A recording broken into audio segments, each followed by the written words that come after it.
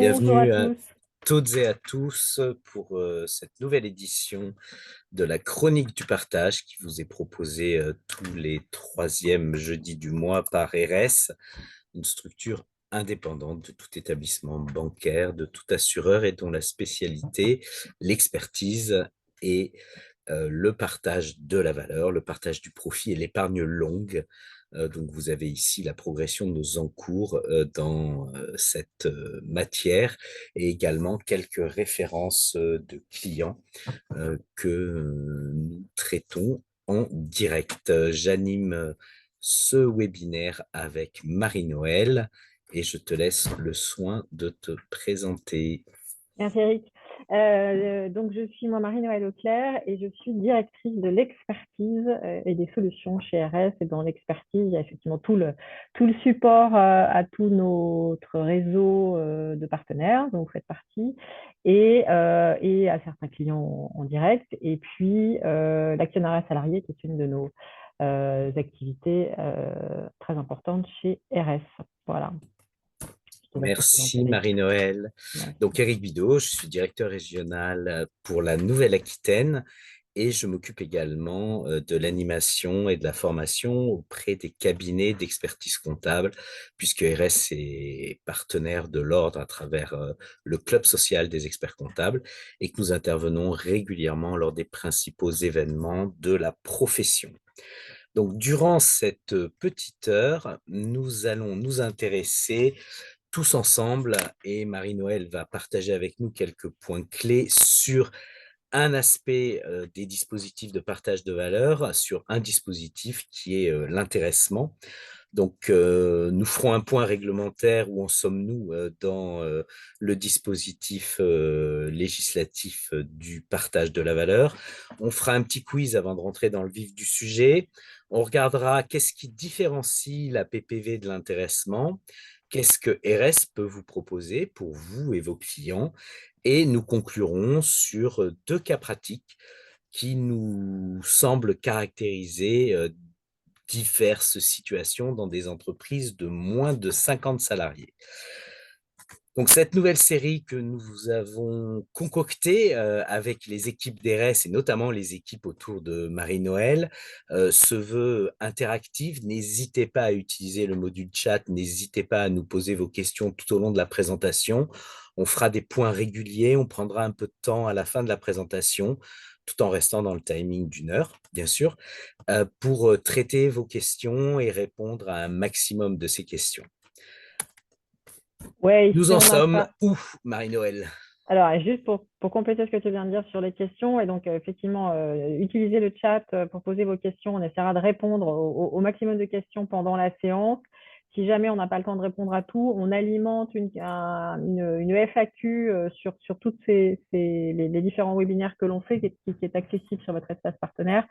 Et qu'on enrichira au fil de nos interventions. Donc, vous inquiétez pas, si on n'a pas le temps de répondre en live, on prendra le temps de répondre un petit peu plus tard et vos questions seront répertoriées.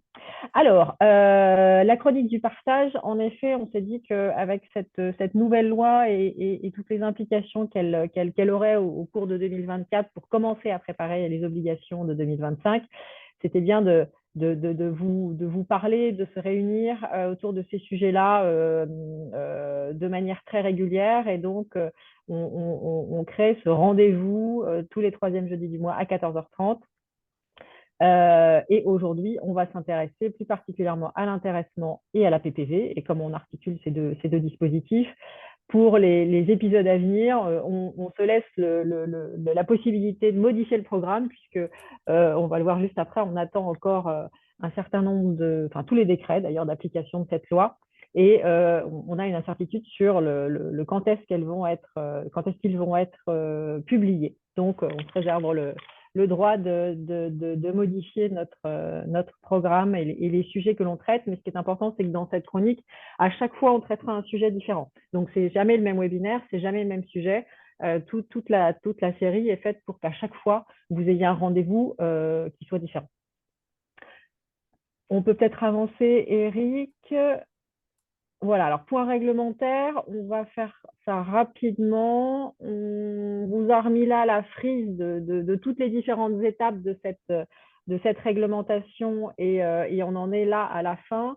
La loi a donc été publiée en fin d'année et on attend, comme je vous le disais, des décrets d'application. La loi, c'est très général, il y a encore plein de points pour lesquels on ne sait pas comment appliquer cette loi. Et donc, les décrets viendront préciser un certain nombre de choses. Et normalement, accompagné des décrets, il y aurait des arrêtés ou une circulaire interministérielle sous forme de questions-réponses qui là répondra à des questions encore plus pratico-pratiques pour nous aider encore une fois à appréhender toutes ces nouvelles dispositions de la loi. Donc ils sont annoncés pour fin mars, ces décrets, mais ça a déjà pris un peu de retard. Donc, on espère les avoir pour fin mars, mais pour l'instant, on est dans l'attente de ces décrets. Voilà ce qu'on pouvait dire sur le planning.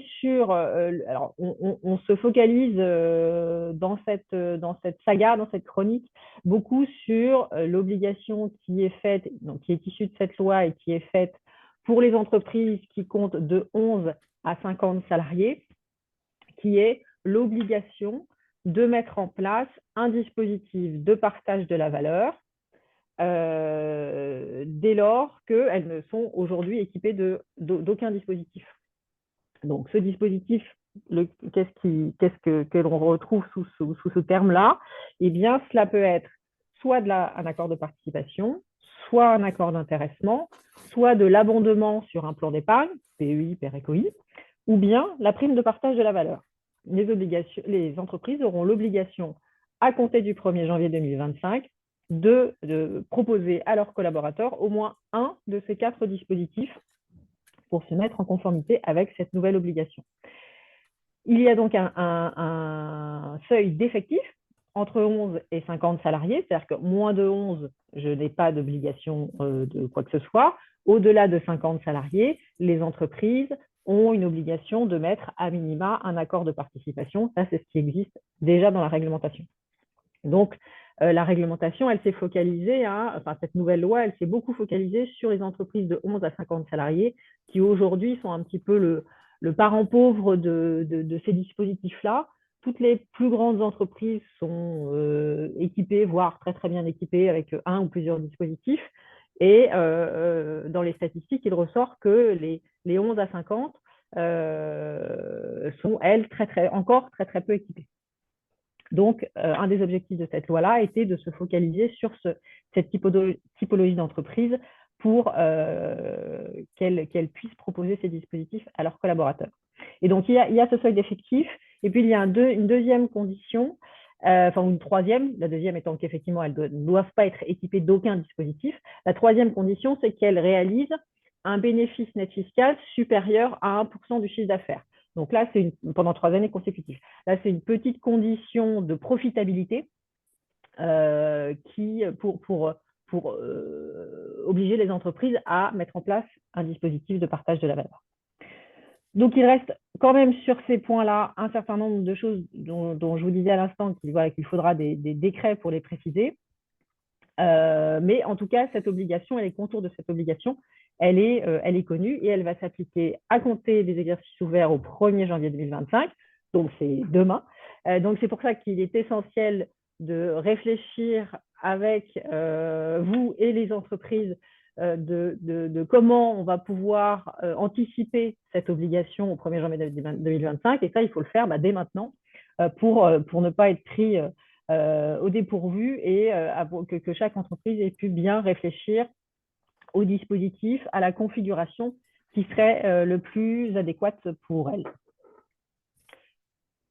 On peut passer, Eric. Alors, ouais, voilà, il y a une petite enquête qui a été faite par l'autorité des marchés financiers. Voilà, si tu peux avancer exactement. Auprès des salariés d'entreprises qui ne sont pas équipés. Et effectivement, ce qui ressort très, très fortement, c'est que avec un dispositif de partage de la valeur, la fidélité et la motivation s'en trouveraient très largement accrues du point de vue des collaborateurs. Donc, on voit qu'il y a quand même une envie et une demande de ces dispositifs-là de la part des salariés de ces petites et moyennes entreprises, encore une fois entre 11 et 50 salariés, qui aujourd'hui sont très peu souvent équipées de ces dispositifs-là. Alors, première question, l'abondement sur l'intéressement épargné est versé à tous les bénéficiaires de l'intéressement? Réponse, oui ou non. Et deuxième question, est-il possible de déduire la prime de partage de la valeur perçue de l'intéressement mis en paiement? Pareil, réponse oui ou non. On vous laisse quelques secondes pour répondre. Alors, on Voilà. a une question en attendant. Jusqu'à Oui, présent, pas d'obligation de mettre en place le PE avec un accord d'intéressement. Est-ce toujours le cas? Oui, ça n'aura pas changé, effectivement. Quand on met en place un accord d'intéressement, il n'y a pas d'obligation de mettre en place avec ou en même temps un plan d'épargne d'entreprise. On peut tout à fait dire bah, l'entreprise met un accord d'intéressement et puis en revanche, les salariés n'auront pas le choix soit d'épargner, soit de le toucher en cash. Ils seront obligés de le toucher en cash et c'est un petit peu dommage parce que ne pas laisser le choix, ça veut dire que bah, je ne peux pas épargner, donc je ne peux pas aussi être exonéré d'impôts sur le revenu sur ces sommes-là, puisque je vous le rappelle, hein, quand les sommes de l'intéressement ou de participation, par exemple, sont épargnées sur un plan d'épargne, ces sommes deviennent exonérées d'impôts sur le revenu. Là, on prive de ce choix-là, au-delà du choix de pouvoir épargner, on prive les salariés de ce choix de pouvoir bénéficier d'un avantage fiscal en contrepartie de la durée de blocage pour ces sommes-là. Donc non, c'est toujours pas obligatoire. La loi n'a pas changé de ce point de vue-là, mais c'est quand même bien de lier les deux. Sur ce point-là aussi, en revanche, si je mets seulement un accord d'intéressement, je ne réponds pas à l'obligation de mettre en place un dispositif. Ah bah si, pardon, pardon, excusez-moi. Je m'en mets des crayons si ça marche. Alors, est-ce qu'on est à la fin du sondage? eh bien, quasiment, hein, puisque nous avons des scores de participation qui sont pour l'instant de 100% sur la question 1 et de 97% sur la question 2. Donc, je On est pense pas mal. que nous allons mettre fin au sondage et nous allons regarder ces réponses. Donc, je mets fin au sondage, je partage les résultats. Est-ce que les résultats sont bien affichés? Oui. Alors, on a 67% de oui à la première réponse. Donc, Eric, est-ce que l'abondement sur l'intéressement épargné est versé à tous les bénéficiaires de l'intéressement? Eh bien non, c'était une question piège, puisque lorsque je suis bénéficiaire d'intéressement et que l'intéressement va être payé par mon entreprise, je peux très bien ne plus être à l'effectif de cette entreprise. Et si je ne suis pas à l'effectif de cette entreprise, quand bien même je peux verser mon intéressement dans le plan d'épargne de mon employeur, je n'ai pas le droit à l'abondement. Et c'est un Bénéficier de des moyens. l'exonération, mais Je bénéficierai de l'exonération. Je pourrais très probablement choisir de débloquer très rapidement mes ouais. sommes pour les percevoir en exonération d'impôt sur le revenu. Elles ne majoreront pas non plus mon revenu fiscal de référence. J'ai quitté l'entreprise. C'est une des souplesses qui est offerte aux salariés qui a quitté l'entreprise et qui perçoit des droits à intéressement. Et on l'a vu le mois précédent, c'est la même chose pour les droits à participation. En revanche, je n'aurai pas un seul copec d'abondement parce que je ne suis plus à l'effectif de l'entreprise qui a mis en paiement l'intéressement. Cette spécificité de la qualité de bénéficiaire d'abondement nous fait nous interroger lorsque l'on veut effectivement flécher l'intégralité d'une prime partage de valeur qui va être distribuée à travers, par exemple, de l'intéressement et de l'abondement en majorité sur les salariés à la fois bénéficiaires de l'intéressement et présents au jour de mise en paiement à l'effectif de l'entreprise, eh bien, c'est plutôt malin de mettre de l'abondement sur l'intéressement parce qu'on est sûr que l'enveloppe d'abondement, elle, va être intégralement versée aux bénéficiaires d'intéressement présents à l'effectif de l'entreprise le jour où elle met en paiement. Très Question bien. numéro 2. Alors, est-il possible de déduire la PPV perçue de l'intéressement mise en paiement? On a 52% de non. Et 48% de oui. Félicitons les 48% de oui. Les 52% de non, pas tout à fait tort non plus, puisque le contexte de la déductibilité de la PPV de l'intéressement versé n'a pas été précisé. Il est précisé par la circulaire, l'instruction sur la PPV d'octobre 2022, de mémoire question 4.8.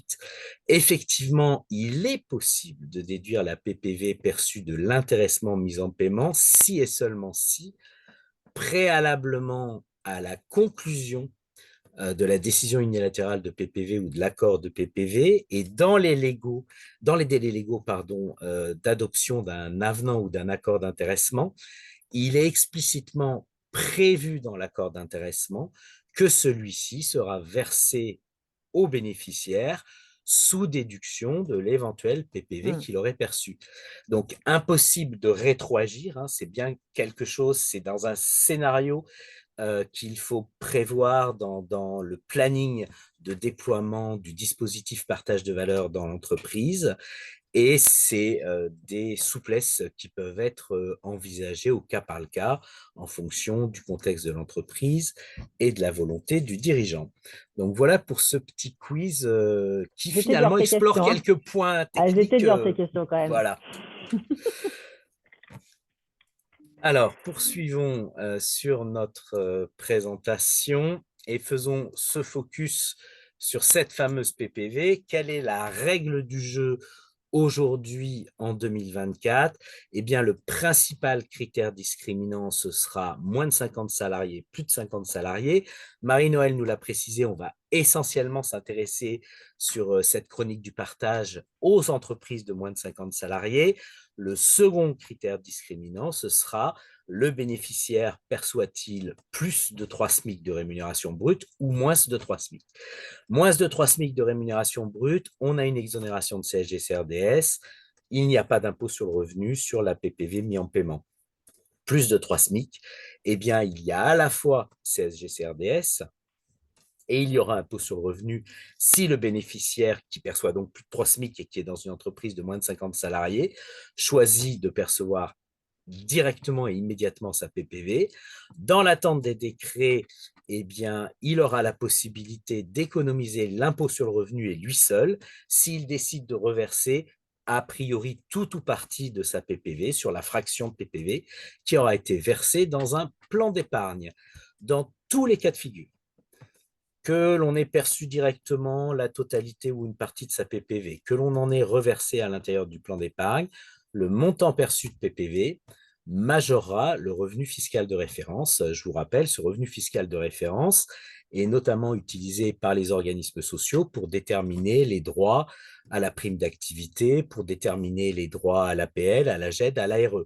Et en règle générale, j'ai un délai qui peut varier de 12 à 18 mois entre la perception de la PPV et les conséquences qu'elle pourrait avoir sur la diminution, voire la suppression de ces prestations sociales soumises à condition de ressources.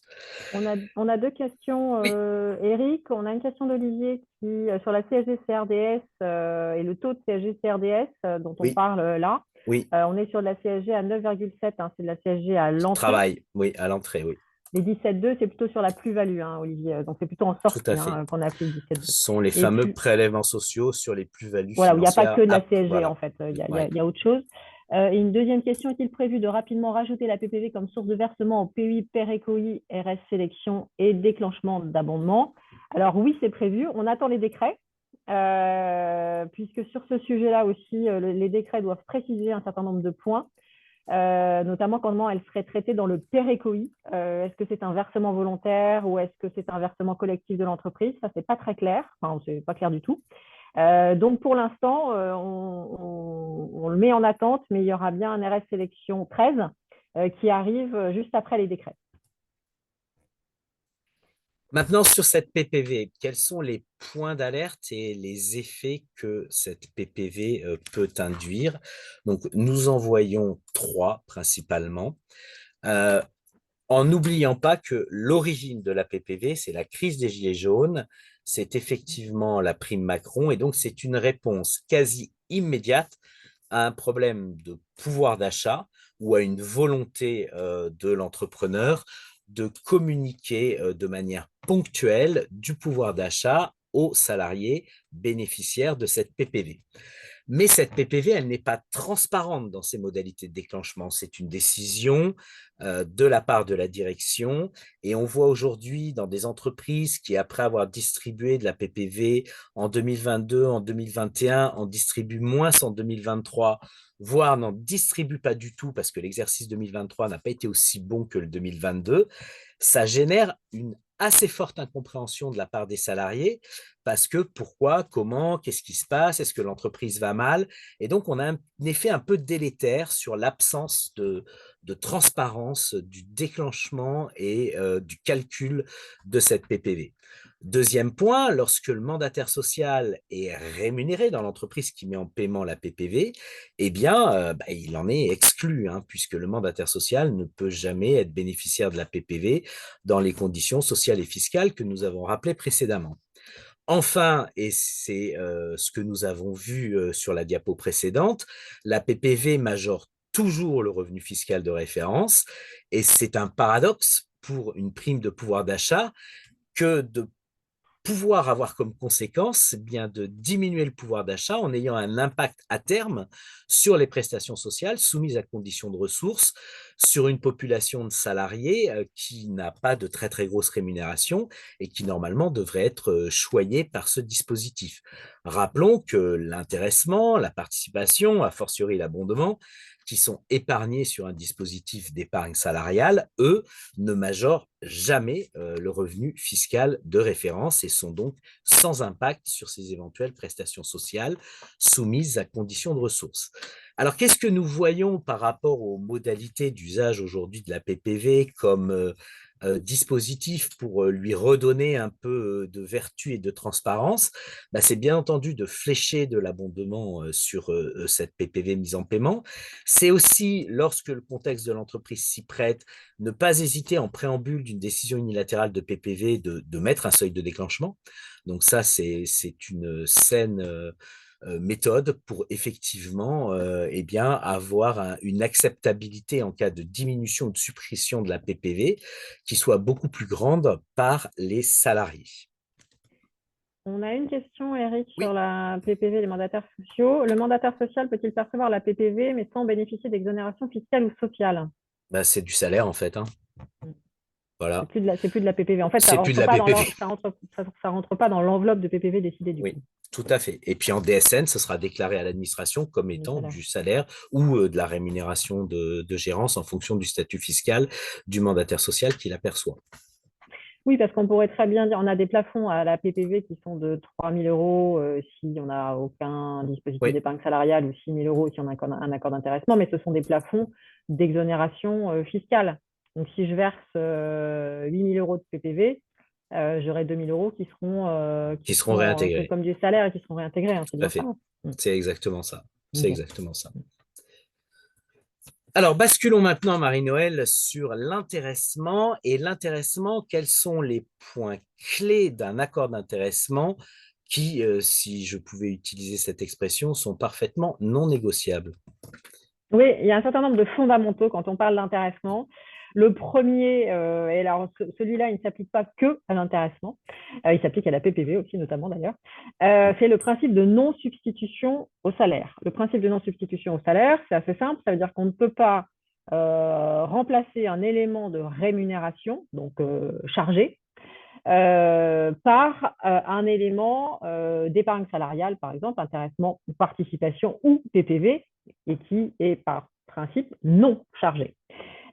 Et donc, quand on met en place un accord d'intéressement, il ne peut donc pas, par exemple, remplacer une prime collective qu'on avait l'habitude de verser, qui était du salaire. On se dit, bah, chouette, c'est quand même vachement mieux de verser ça sous forme d'intéressement, parce que ça coûte beaucoup moins cher à l'entreprise.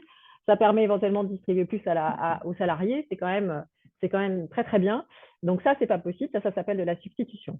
Et donc, pour éviter, respecter ce principe-là et éviter de faire de la substitution, dans ce cas-là, la réglementation nous demande qu'il y ait une espèce de délai de carence entre le versement de la dernière prime, par exemple fin 2023. En 2024, il n'y aura rien. On fait une année blanche. Et puis en 2025, là, je vais pouvoir à nouveau signer un accord d'intéressement, mais qui, attention, sera versé normalement en 2026. Donc, pour respecter ce principe-là, qui est encore une fois effectivement, comme tu le disais Eric, qui est non négociable, eh bien, ça nécessite forcément un délai de carence sur l'application d'un accord d'intéressement. Le deuxième critère, c'est un caractère, enfin le deuxième fondamental, c'est un caractère collectif. Effectivement, l'intéressement, il s'applique à tous les salariés dans l'entreprise. On peut mettre une condition de 3 mois d'ancienneté maximum pour les bénéficiaires, mais globalement, il s'applique à tous, les CDD, les CDI, les contrats d'apprentissage, tous les contrats de travail qui sont liés, qui sont signés par l'entreprise et au chef d'entreprise ou au mandataire social également. Mais on est toujours sur quelque chose de collectif, on ne peut pas faire de catégorie ou on ne peut pas exclure certaines personnes. Sur l'intéressement, on est vraiment sur quelque chose de collectif. Troisième élément, c'est le caractère aléatoire de la formule.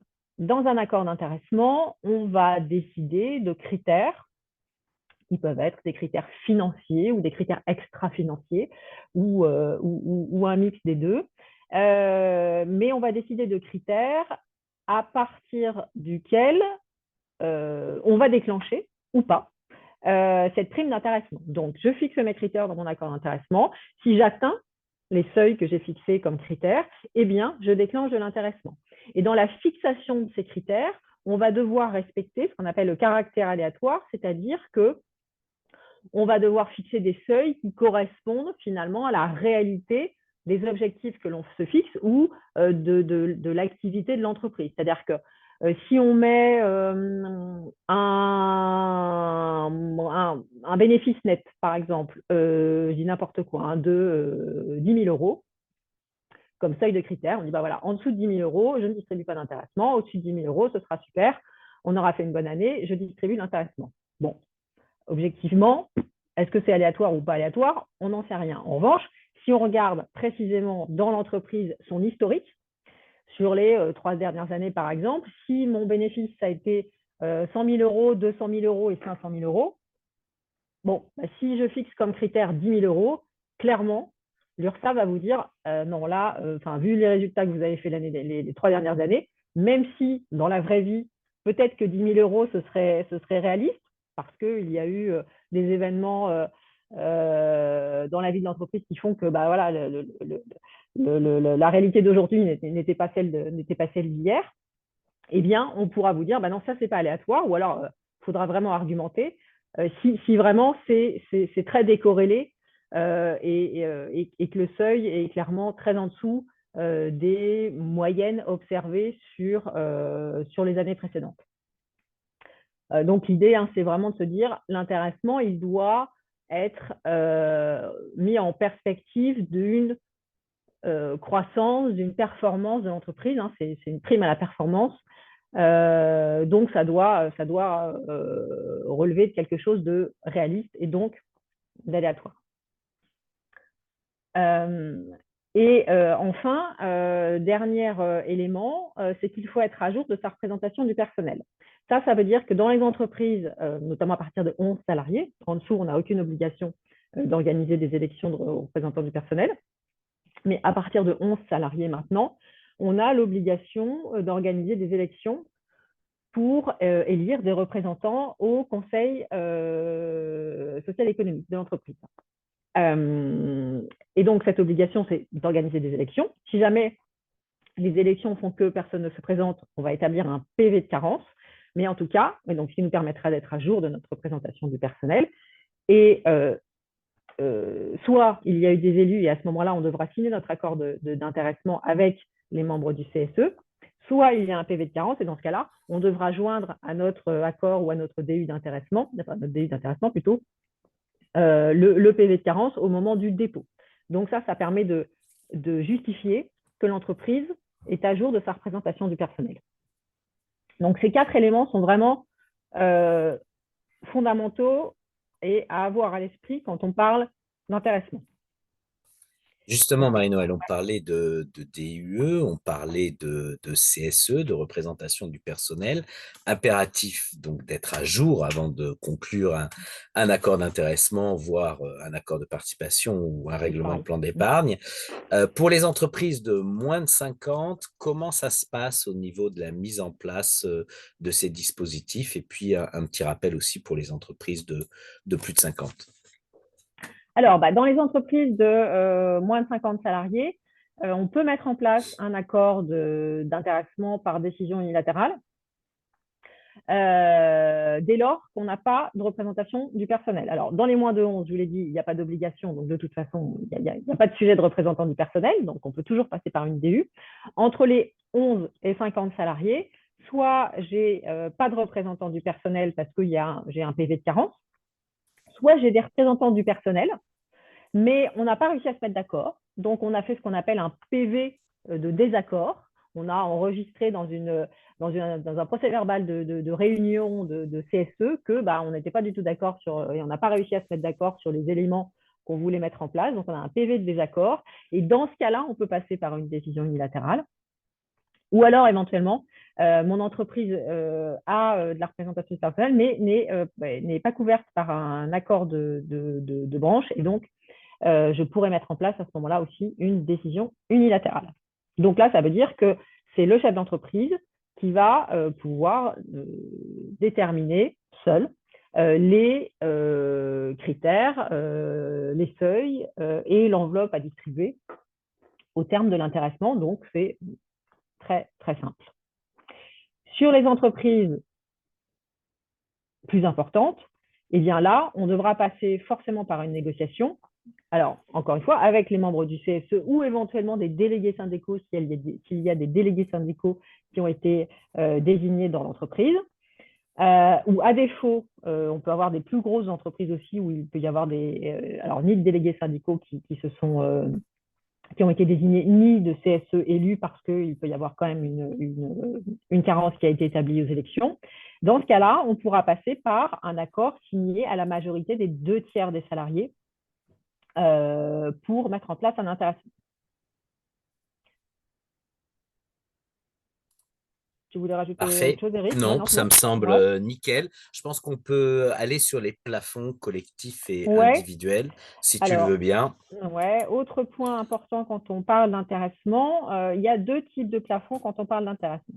Et il y a un plafond collectif, donc d'enveloppe globale que l'on peut distribuer à l'ensemble des salariés, qui est limité à 20% de la masse salariale. La petite subtilité, elle est que dans cette masse salariale peut être définie de plusieurs manières. De base, la masse salariale, ça va être la rémunération annuelle brute des salariés qui sont bénéficiaires de l'intéressement. Donc, je pourrais prendre dans ce cas-là uniquement ceux qui seraient bénéficiaires, donc pas ceux qui auraient moins de 3 mois, pas mes stagiaires, voilà. Je prends pas le chef d'entreprise, je prends uniquement ceux qui sont bénéficiaires. Ça, c'est vraiment on va dire la définition la plus restrictive. Après, j'ai une deuxième possibilité, c'est de prendre la rémunération de tous les salariés, donc ceux qui sont bénéficiaires et éventuellement les quelques-uns qui seraient non bénéficiaires à côté. Donc là, on élargit un petit peu le spectre. Ça permet potentiellement d'augmenter mon chiffre de 20%, d'aller plus loin si j'ai besoin d'aller plus loin en termes de montant à distribuer. Et puis enfin, la dernière et la plus large des définitions, c'est quand on introduit dans cette définition également et qu'on complète avec la rémunération des mandataires sociaux qui, eux, sont bénéficiaires de l'intéressement, on le rappelle, dans les entreprises de moins de 250. Donc là, on est plutôt dans cette cible-là. Et dans ce cas-là, on peut étendre cette rémunération sans plafond pour aller chercher un 20% de la masse salariale qui serait plus important si on a besoin, encore une fois, de distribuer des primes plus importantes. C'est la définition la plus élevée qu'on puisse choisir, en fait. Exactement, c'est la plus large. Ça, c'est pour le plafond collectif. Donc, c'est, là, encore une fois, l'enveloppe globale au maximum qu'on va pouvoir ensuite répartir entre tous les salariés bénéficiaires. Je vous rappelle, répartition qui peut être faite au prorata de la rémunération, au prorata du temps de présence ou de manière uniforme, tout le monde a la même prime, ou bien on mixe deux ou trois, c'est plus rare, de ces éléments-là. On a souvent, quand on mixe les critères de répartition, on est souvent à 50% de la rémunération, 50% temps de présence, ou avec des taux un petit peu différents, mais c'est souvent ces deux-là qui sont mixés. Deuxième type de plafond, c'est le plafond individuel. Donc là, c'est le plafond, la somme maximum que va pouvoir recevoir individuellement chaque bénéficiaire de la prime de participation. Et là, on va pouvoir aller jusqu'à 75% du plafond annuel de la sécurité sociale, du PAS, ce qui fait à peu près 34, un peu plus de 34 000 euros pour 2024, versés en 2025. Et donc, là, on voit qu'on est sur des montants quand même excessivement conséquents, beaucoup plus conséquents que les montants qu'on peut avoir typiquement au titre de la PPV. Donc, ça permet quand même de distribuer des sommes qui sont très importantes. Super, Marie-Noëlle, merci pour ce point précis sur l'intéressement. On a vu la PPV, on a vu l'intéressement. Quelles sont les caractéristiques qui vont distinguer ces deux dispositifs? Alors, oui ou non? Regardons cela ensemble. L'intéressement définit un objectif à atteindre. Bah oui, c'est sa raison d'être, hein, puisque le Code du travail impose un résultat aléatoire à la formule d'intéressement. Ce n'est pas le cas de la PPV, on l'a vu ensemble, ce manque de transparence ne caractérise la PPV et ne caractérise pas, bien entendu, l'intéressement. Le mandataire social peut-il bénéficier de la PPV? Ben non, il n'en bénéficie pas, ou tout du moins, si c'est une somme qui s'apparente à de la PPV, ce n'est pas de la PPV, c'est de la rémunération dûment chargée, dûment fiscalisée. L'intéressement épargné ne majore pas le revenu fiscal de référence. C'est la vertu des dispositifs d'intéressement, mais également de participation et d'abondement. Enfin, le plafond d'intéressement de 75% du PAS, Marie-Noëlle vient de le rappeler, on est très au-delà des 6 000 euros, hein, quand on veut effectivement travailler sur un variable collectif dans certaines typologies d'entreprises, sociétés de conseil, holding animatrice, on a une marge de manœuvre avec les dispositifs d'intéressement et de participation qui est très nettement supérieure à la PPV. Enfin, non, Marie-Noëlle, c'est absolument pas nécessaire d'être à jour de ses obligations de représentation du Non, c'est personnel pas grave. pour conclure de l'intéressement ou de la PPV, c'est pas grave. On n'aura pas le bénéfice des exonérations sociales, voire fiscales. Bien entendu, il faut impérativement être à jour de ses obligations de représentation du personnel avant de conclure tout acte de dispositif de partage de valeur, dont la PPV, dont l'intéressement et les autres que nous avons mentionnés depuis le début de ce webinaire. Dernier point, en termes de bénéficiaires, les intérimaires qui sont dans l'entreprise, les salariés de moins de 3 mois, par exemple, ont droit à l'intéressement. Eh bien non, ils n'ont pas le droit à l'intéressement, ils auront droit à la PPV en revanche, mais pour ce qui est de l'intéressement, les intérimaires et les salariés de moins de 3 mois, si effectivement l'ancienneté minimum requise pour bénéficier de l'intéressement est fixée à 3 mois dans la décision unilatérale ou dans l'accord, eh bien, ne pourront pas percevoir les fruits de ce type d'accord alors qu'ils bénéficieront de la PPV, c'est obligatoire. Quelles sont les solutions qu'ERES vous présente et vous propose? En termes d'intéressement, vous avez accès à deux outils. Un outil qui peut être utilisé en ligne sur notre site partenaire par nos partenaires Orias et Expert Comptable. Donc, il suffit tout simplement de compléter les différents articles, donc d'avoir déjà travaillé avec son client sur le seuil de déclenchement, la définition de la prime globale d'intéressement, le choix de répartition individuelle, et puis ensuite, cet accord sera déposé obligatoirement dans les délais légaux de conclusion auprès de l'administration. C'est une prestation de conseil, donc nous proposons de pouvoir facturer jusqu'à 1 000 euros hors taxes, voire plus suivant certaines spécificités d'honoraires lors de la rédaction avec votre client de ce projet d'accord ou de décision unilatérale RS intéressement. qui se trouve sur votre site partenaire. Donc, comment se structure un accord d'intéressement? Vous avez une fiche technique sur votre site partenaire qui vous détaille ces différentes étapes. On a obligatoirement un seuil de déclenchement. Donc, c'est l'événement réalisé, donc un critère avec un objectif chiffré qui va permettre de déclencher la constitution d'une prime globale d'intéressement, donc une charge de personnel, entre guillemets, qui va avoir des caractéristiques sociales et fiscales particulièrement avantageuses que nous avons vues. Cette prime globale va être répartie individuellement. Marie-Noël vous a rappelé les 3 modes de répartition ainsi que le mix possible entre ces 3 modes, dont le traditionnel 50% temps de présence, 50% rémunération. Et puis, nouveauté depuis de mémoire la loi pouvoir d'achat, on a la possibilité de conclure un accord d'intéressement pour une durée allant de 1 an jusqu'à 5 ans. Auparavant, c'était uniquement 3 ans et rien que 3 ans.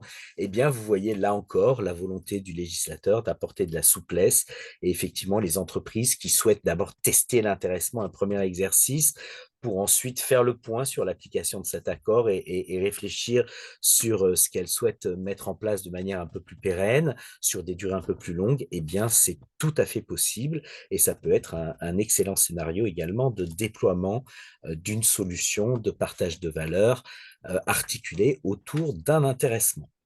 Ouais, sachant que juste pour compléter Oui. sur la durée de l'intéressement, alors tu as raison Eric, hein, quand on commence, ça peut permettre de dire voilà, on se fait sur un exercice, on voit ce que ça donne. C'est pas toujours simple d'arriver à se projeter. Mais aussi, on peut avoir d'autres configurations qui sont notamment parfois que si on a des représentants du personnel, il peut y avoir une demande justement que l'entreprise s'engage un peu sur Oui, 3 ans, 4 ans, 5 ans, une demande express des salariés, justement, de ne pas être juste sur un exercice, mais de voir bien quelque chose sûr. de plus pérenne. Et dans ce cas-là, ce qu'il ne faut pas oublier, c'est que même si on part sur plusieurs exercices, on peut toujours modifier son accord d'intéressement si jamais on veut réajuster pour un exercice ou pour les exercices suivants. Il suffit de le faire, de respecter les mêmes délais. C'est vrai qu'on n'a pas parlé des délais de conclusion, là, on a peu de temps aujourd'hui, mais il On faut les aborde dans conclure. les 2 exemples. Ah ouais, il faut bien signer son accord d'intéressement avant la première moitié de l'exercice d'application. Donc, si je prends 1er janvier, 31 décembre 24, avant le 30 juin 2024, je dois signer mon accord d'intéressement. Et bien, si je fais un avenant pour modifier les critères ou les seuils sur mon accord, je devrais respecter ce même délai pour pouvoir l'appliquer à l'exercice en cours. Mais on peut Exact. toujours modifier en On peut cours toujours faire un d'application. avenant et son application dépendra de la période de conclusion du fameux avenant par Exactement. rapport à la durée de la période de calcul. L'intérêt aussi, c'est de mixer intéressement et abondement. On l'a vu ensemble, hein, ça permet de flécher l'essentiel de la prime partage de valeur vers les salariés à la fois présents au jour de mise en paiement de l'intéressement et bénéficiaire de l'intéressement. Ça peut être particulièrement pertinent avec une clause d'abondement à l'ancienneté, par exemple, puisque l'intéressement récompensera l'engagement de chacun et de chacune sur la période de calcul, indépendamment de l'ancienneté.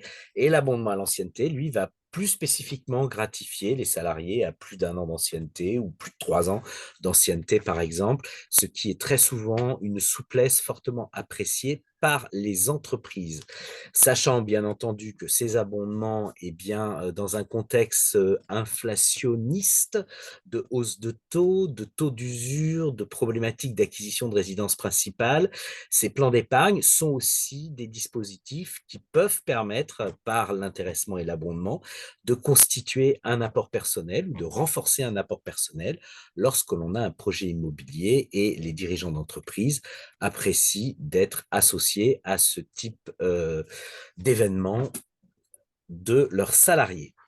En dehors de ces modèles RS intéressement que vous avez à votre disposition sur le site partenaire, vos interlocuteurs RS en région peuvent vous assister sur des réflexions, sur des cas un peu plus spécifiques, Le premier d'entre eux, c'est la holding. Donc, ça vaudra un épisode de la chronique du partage qui sera dédié à la holding et au groupe, hein, puisqu'il y a des précautions particulières liées à la holding à prendre lorsque l'on veut déployer un dispositif d'intéressement sur une holding.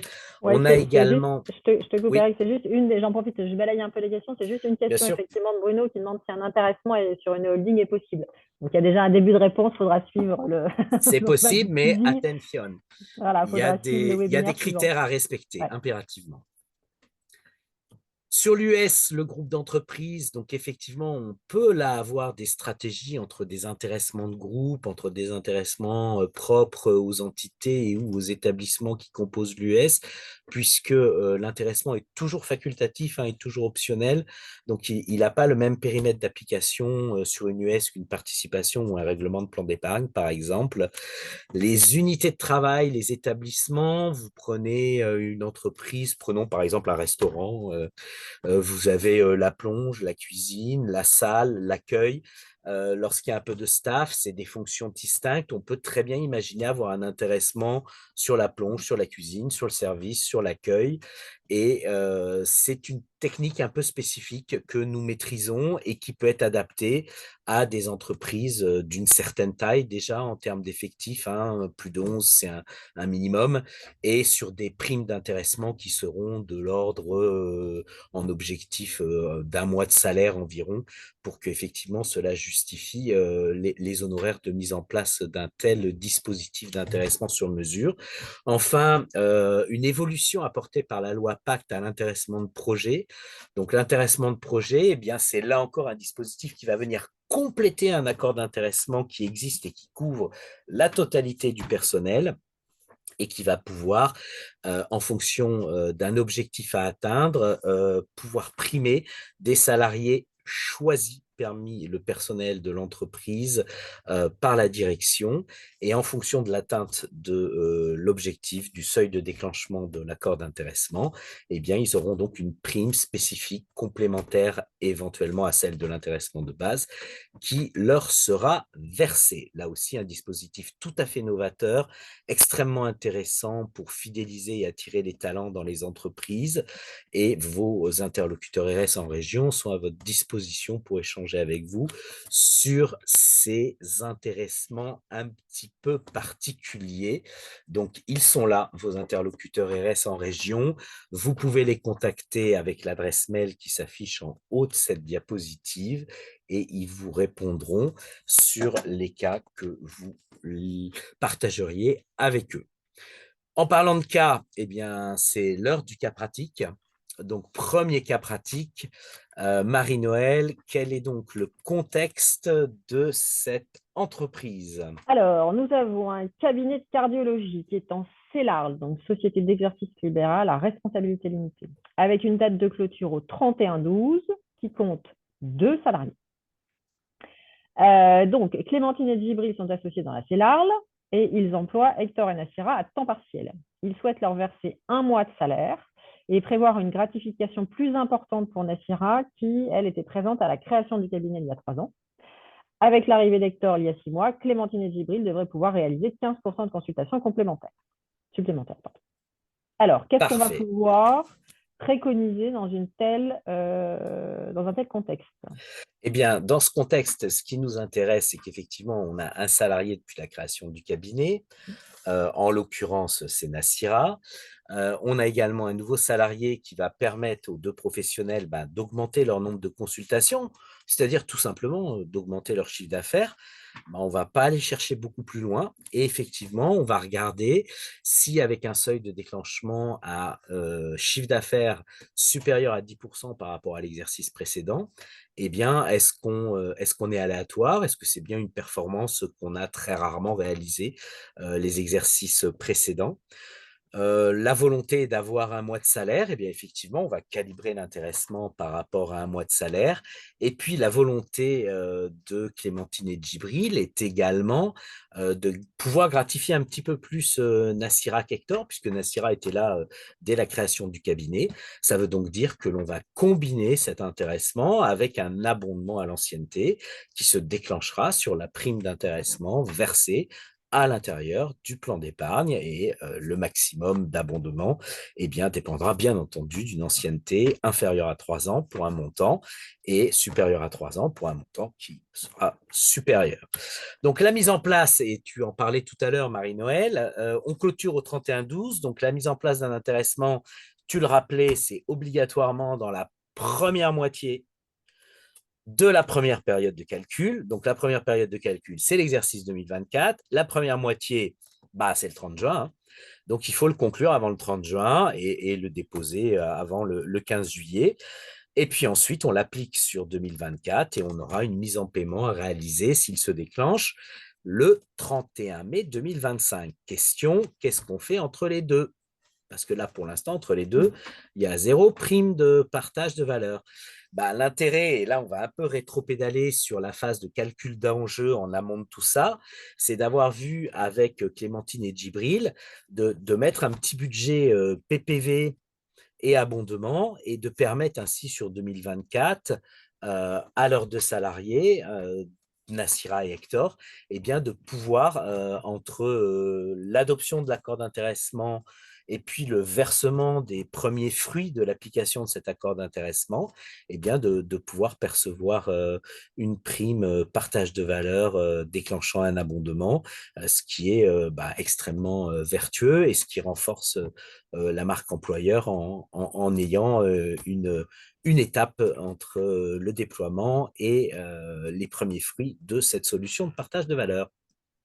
Ouais, il y avait juste une question tout à l'heure qui était est-ce qu'on peut mettre un accord d'intéressement sur une profession libérale avec un salarié? Oui, c'est Oui, le minimum hein, dans tous les dispositifs d'épargne salariale, qu'on soit sur un plan d'épargne, sur un accord de participation ou d'intéressement. À partir du moment où j'ai au moins un salarié, eh bien, je peux mettre en place un dispositif d'intéressement en l'occurrence. Pas de souci. eh bien, partons maintenant, Marie-Noël, sur la Sur le deuxième dernière cas, rivière sauvage d'Europe, l'Allier. Euh, et alors ce qui on est a vrai en donc, plus, hein. ouais, on a donc la pêcherie du Val d'Allier. Donc là, on est sur une SAS, Société par action simplifiée, qui clôture au 30 septembre, donc avec un exercice décalé, et qui est un peu plus grosse parce qu'elle a 21 salariés. Donc là, on a potentiellement pas tout à fait les mêmes enjeux. Alors, Paul et Lou, qui sont associés dans ce SAS de transformation de truites et de saumon, ils ont investi dans une nouvelle gamme de produits transformés. Et donc, l'ensemble des salariés a suivi un programme de formation spécifique. Et ils emploient, en plus de ces 21 salariés, régulièrement 2 à 3 alternants. Ils souhaitent verser un demi-mois de salaire et favoriser la constitution d'une épargne logement pour leurs salariés. Et le prévisionnel 2024-2025 prévoit une hausse du taux de marge. Qu'est-ce qu'on peut leur conseiller? Eh bien, on va effectivement travailler sur l'augmentation de la marge prévisionnelle, hein, puisqu'ils vont intégrer plus de transformations sur leurs produits. Ils vont aller vers des produits élaborés, une nouvelle gamme de produits qui a vocation à terme à représenter une part significative de leur activité. Donc, on va s'intéresser en fait à un ratio qui sera, par exemple, le REX sur le chiffre d'affaires, hein, résultat d'exploitation divisé par chiffre d'affaires. Et comme il s'agit d'une nouvelle activité, donc là on est tranquille au niveau de l'aléa, il est certain pour le coup, ce qui est un avantage. Et on va calibrer cette prime d'intéressement à un demi-mois de salaire. L'intérêt, c'est que l'on puisse aussi, puisque c'est la volonté de Paul et Lou, bah, flécher cette prime d'intéressement et susciter le versement de cette prime d'intéressement vers un plan d'épargne, notamment pour donner aux bénéficiaires les moyens de pouvoir acquérir, s'ils le souhaitent, une résidence principale. Donc, ça veut dire un abondement. Donc là, compte tenu des calculs, des enjeux budgétaires, eh bien, l'abondement a été défini à 1 000 euros. Et nous avons là aussi intégré un scénario PPV. On a une date de clôture qui n'est pas la même que le cabinet de cardiologie, le cas précédent. Donc, on a une date de clôture qui est au 30 septembre. Donc là, la mise en place de l'accord, la première moitié de l'exercice clos au 30 septembre, un exercice de 12 mois, c'est bien entendu le 31 mars. Et donc, toujours la même logique hein, entre mars 2024 et février 2025, où l'intéressement devrait produire ses premiers effets. Eh bien, pour entretenir la motivation par rapport à ce projet partage de valeur, on intègre une étape intermédiaire où on va utiliser la PPV comme un joker. Hein, et cette PPV liée à l'abondement sur le plan d'épargne pour répondre à la volonté de Paul et Lou, eh bien, permettra déjà de rentrer dans ce cycle vertueux d'un dispositif de partage de valeur. Voici pour les deux cas que nous voulions partager avec vous aujourd'hui. Il est 15h26 avant de prendre les questions sur les dernières minutes de ce webinaire. Eh bien, rappelons qu'il est impératif de suivre certaines étapes pour construire un scénario gagnant en termes de partage de valeur et qu'évidemment, il y a un aspect conseil sur ce dispositif réalisé très souvent en interprofessionnalité avec le conseiller Orias, partenaire RS, l'expert comptable du client et bien entendu le client lui-même et qui va permettre de dimensionner chacune des étapes du déploiement, de l'application et de la remise en cause après la première application de ce dispositif, parce qu'il est tout à fait probable que soit l'environnement, soit les volontés du chef d'entreprise ont été modifiées. Et n'oublions pas que ces dispositifs, et notamment l'intéressement, peut être modifié par voie d'avenant. Et l'application dépendra du respect de cette fameuse première moitié de la première période de calcul où elle doit s'appliquer. Les plans d'épargne RS sont tout à fait capables de recevoir les primes d'intéressement, de déclencher l'abondement. Donc ça, c'est une option qui est ouverte dans le plan d'épargne RS Sélection comme dans le plan d'épargne RS Conviction. La différence entre les deux, eh bien, RS Conviction est une version simplifiée de l'offre originelle RS Sélection avec une gamme de gestion financière resserrée autour notamment d'une gamme ISR et des options un peu moins nombreuses que RS Sélection. RS Conviction bénéficie d'une tarification particulièrement avantageuse, notamment en frais de tenue de compte. L'actualité de cette chronique, Marie-Noël.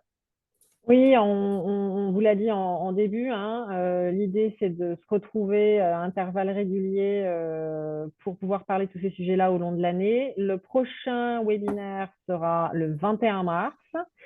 On n'a pas encore le sujet, on verra. Ce sera une surprise. On vous tiendra informé, puis vous recevrez les invitations pour vous inscrire un petit peu avant. Mais voilà, le prochain, ce sera au mois de mars, le troisième jeudi du mois, à 14h30.